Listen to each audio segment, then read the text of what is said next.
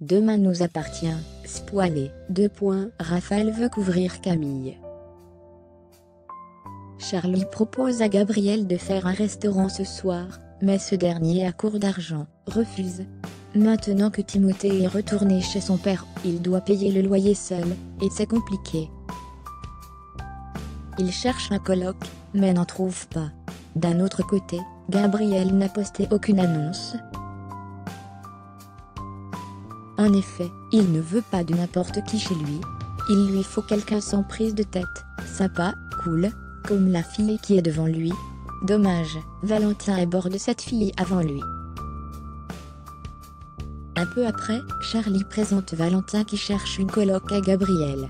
Valentin est hébergé par des amis en ce moment, mais dort sur la canapé. Il y a du bruit, du passage régulier, et a besoin de se poser quelque part.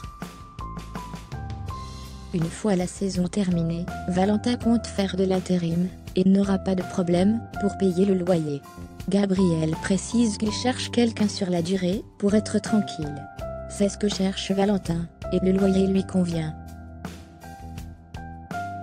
Il souhaite visiter l'appartement après son service, ce que Gabriel accepte. Un rendez-vous est pris à 15h30, l'heure où doit également venir Timothée, pour récupérer sa chemise. Timothée fait donc la connaissance de Valentin.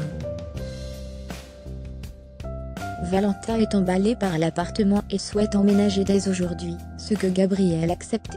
Il ajoute qu'ils vont pouvoir se faire des soirées, mais pour Timothée, ce n'est pas une bonne idée, car Gabriel a besoin de calme pour réviser. Valentin le comprend et fera des fêtes quand ça arrangera Gabriel. Il propose pour commencer un apéritif ce soir, pour fêter son emménagement, et ils en profiteront tant qu'il n'a pas repris les cours. Timothée voit un autre problème, il a oublié de prendre sa chemise. Gabriel lui donne les clés pour qu'il aille la récupérer. Valentin en profite pour lui demander si Timothée est comme ça, avec tout le monde ou bien athée. Il est juste un problème avec lui. Gabriel lui explique que Timothée est autiste Asperger, mais qu'il est très cool. C'était son ancien coloc. Il vit dans un autre monde, mais c'est un génie en mathématiques et en informatique.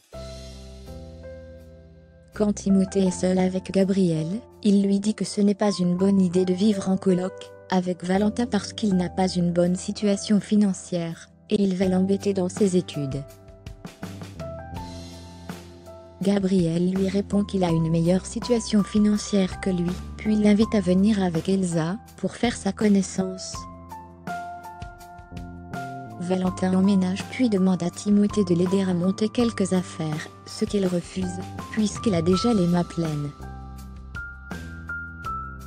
Elsa lui propose son aide et Valentin n'hésite pas à la draguer. Elsa le remet ensuite rapidement en place, et lui apprend qu'elle est avec Timothée. Raphaël ne comprend pas pourquoi sa fille a volé du parfum, car il suffisait qu'elle le lui demande. Elle fait remarquer à sa fille qu'elle ne manque de rien. Camille répond qu'elle n'a pas réfléchi. L'avocate poursuit en demandant à Camille si elle se rend des conséquences juste avant son procès, et espère qu'elle a remercié Dorian.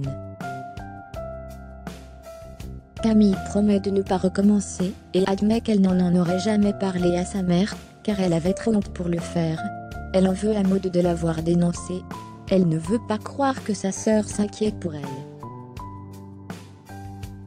Elle pense au contraire, que Maud voulait la foutre dans la merde, et enfoncer Emma qu'est fermé les guillemets elle déteste.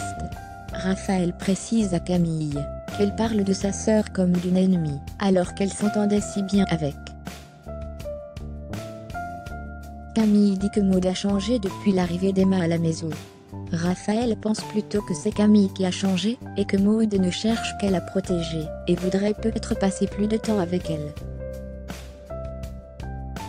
Plus tard, Camille rejoint Maud à la plage.